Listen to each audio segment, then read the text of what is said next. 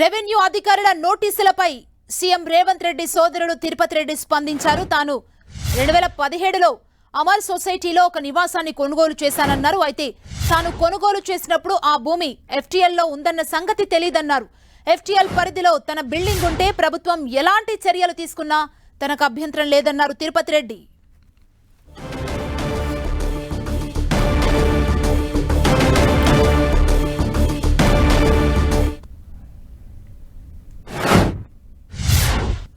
CM Revanth Reddy సోదరుడు తిరుపతి రెడ్డి స్పందించారు. ఇదే అంశానికి సంబంధించి మరింత సమాచారం మా ప్రతినిధి కిరణ్ అందిస్తారు. కిరణ్,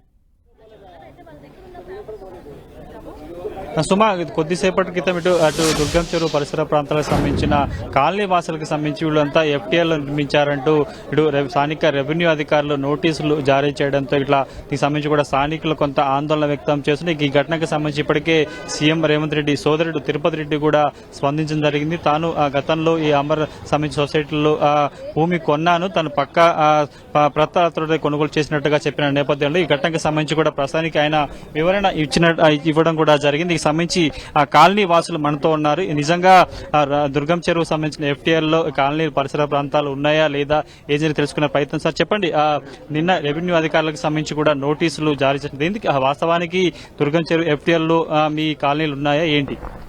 ఇది అసలు ఎఫ్టీఎల్లో అమర్ కోఆపరేటివ్ సొసైటీ రాదండి. సో అసలు అది అప్లికబులే కాదు. ఆ point it self is wrong. And number 2, ఇది వచ్చేసి మనకు 1995 మాకు హుడా లేఅవుట్ అయిందండి. 1995 ఇది హుడా లేఅవుట్ అయింది. పర్మిట్ నెంబర్ క్లియర్ గా ఉంది. ఓకే, దాని ప్రకారమే ఈ సొసైటీ అనేది ఫామ్ అయింది. అమర్ కోఆపరేటివ్ సొసైటీ అనేది దాదాపు 150 ప్లాట్లు ఉన్నాయి.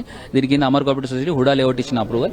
అండ్ మనకు కూడా వేస్తే శాస్త్రీయంగా ఇప్పుడు మన పాత చూస్తే కూడా ట్యాంక్ ఉంది చూడండి. మనకి ఇప్పుడు ఎందుకంటే ఏంటంటే ట్యాంక్ కడితేనే మనకు పర్మిషన్లు వచ్చేది, ఇది లేఅవుట్ పర్మిషన్స్. అది ట్యాంక్ కూడా ఉంది. ఓకే, దాంతో పాటుగా ఈ ఎఫ్టీఎల్లో అప్పుడు ఎఫ్టీఎల్ అనేది అసలు శాస్త్రీయ తప్పది.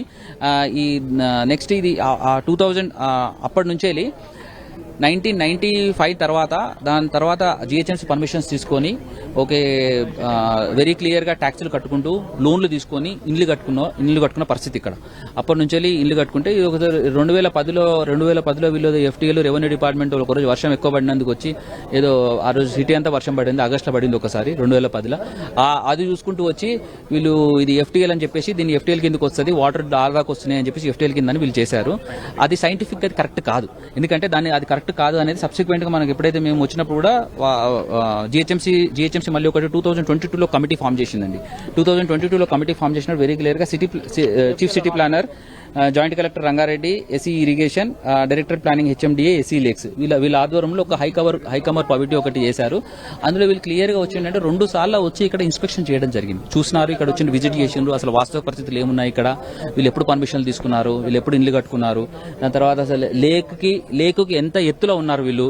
ఓకే, వీళ్ళకు లేక్ లో ఇప్పుడు ఏమైనా బండి ఎంత ఉంది, వీళ్ళు ఎవరి రిపోర్ట్ క్లియర్ గా అన్ని మెన్షన్ అయినా బండి ఎన్ని మీటర్స్ ఉంది, ఒకవేళ ఇది సిక్కం ల్యాండ్ కిందకి వస్తుందా, ఇవన్నీ వెరిఫికేషన్ జరిగినాయి. వాళ్ళు క్లియర్ గా ఏంటంటే ఇది 1959 నుంచి మనకు పట్టా ల్యాండ్. ఇది ఎప్పటి నుంచో పట్టా ల్యాండ్. ఇది పట్టా ల్యాండ్ లో ఇది వ్యవసాయం చేసి ఒకప్పుడు, ఎందుకంటే 1959 ఆ టైంలో ఇది వ్యవసాయం చేసిన భూమి. ఇది వ్యవసాయం, ఇది ఎప్పుడు కూడా లేక్ కింద లేదు, ఏ రోజు కూడా లేక్ కింద లేదు.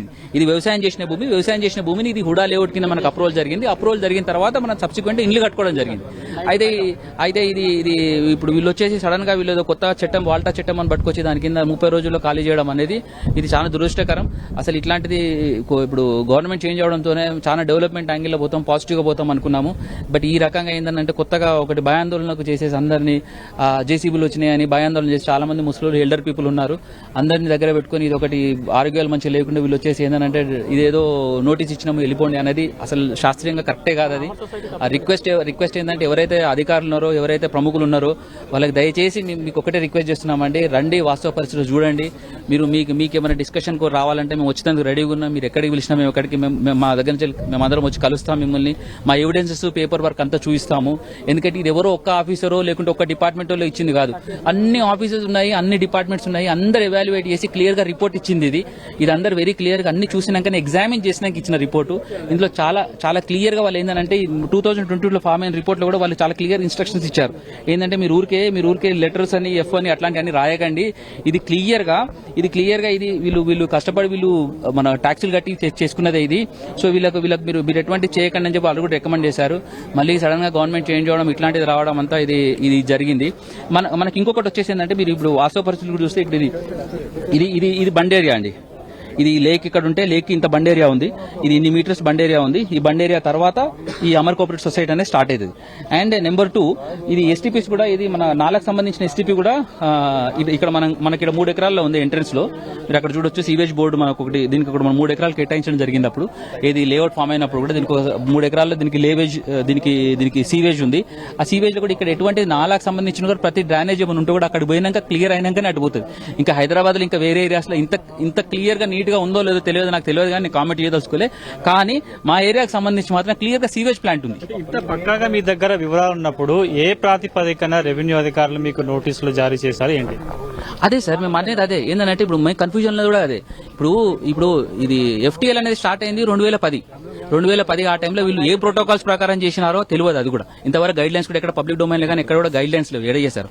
ఇప్పుడు ఇవి ఇల్లు కన్స్ట్రక్షన్ అనేది 1995 నుంచి కన్స్ట్రక్షన్ అయ్యి 2000 లో కొంతమంది పర్మిషన్ ఇచ్చుకుంటూ దాన్ని ప్రొసీడింగ్స్ కాపీ తెచ్చుకుంటూ ప్లాన్ కాపీ తెచ్చుకుంటూ మీరుంటున్న ఈ కాలనీకి సంబంధించి కూడా సీఎం రేవంత్ రెడ్డి సోదరుడు కూడా ఉంటున్నారు, ఆ తిరుపతి రెడ్డి. ఆయనకు సంబంధించి కూడా స్పందించారు, ఆయన దృష్టికి మీరు తీసుకెళ్లారు. ఆయన మీకు నైబర్ గా ఉన్నారు కాబట్టి ఈ విషయానికి సంబంధించి మాట్లాడారు. ఏం చెప్పారు?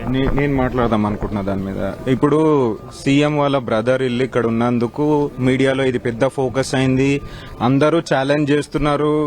ఎవరికి టెక్నికాలిటీస్ తెలియకుండా ఇక్కడ ఇల్లుంది కూలగొడతారా, ఆయన ఇల్లు కూలగొడతారా, ఇది కాదు అడిగేది. ప్రస్తుతానికైతే ఈ ఘటనకి సంబంధించి కూడా కొంత స్థానికులు తమ కొన్నేళ్లుగా ఉంటున్నాము, అన్ని శాఖలకు సంబంధించిన పర్మిషన్లు కూడా తీసుకోవడం జరిగింది. ఏ పద్ధతిలో ఏ బేసిక్ లో రెవెన్యూ అధికారులు తమకు నోటీసులు జారీ చేశారు, ఇందుకు సంబంధించి కూడా కొంత మేము దీనికి సంబంధించి ప్రభుత్వ పెద్దల దృష్టికి తీసుకెళ్తున్నాము.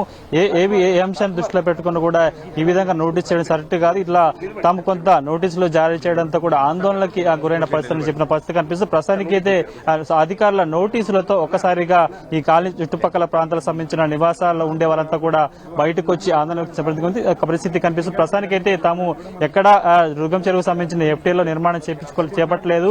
అందుకు సంబంధించి గతంలో ఎక్కడైతే ఎఫ్టీఎల్ సంబంధించి కావచ్చు, బఫర్ జోన్ సంబంధించిన నిర్మించిన తర్వాత అన్ని శాఖల పర్మిషన్ తీసుకుని తాము పక్క ఇల్లు నిర్మించినట్టుగా చెప్పిన పరిస్థితి కనిపిస్తుంది. చూడాల్సి ఉంటుంది. ప్రస్తుతం రెవెన్యూ అధికారుల నోటికి సంబంధించి కొంత అశాస్త్రీయంగా ఉందంటూ స్థానికులు చెప్తున్న నేపథ్యంలో వారు ఈ విషయం సంబంధించి ఏ విధంగా స్పందిస్తారు ఏంటి అనేది కూడా మనమైతే చూడాల్సి ఉంటుంది. సుమా, థ్యాంక్ యూ కిరణ్.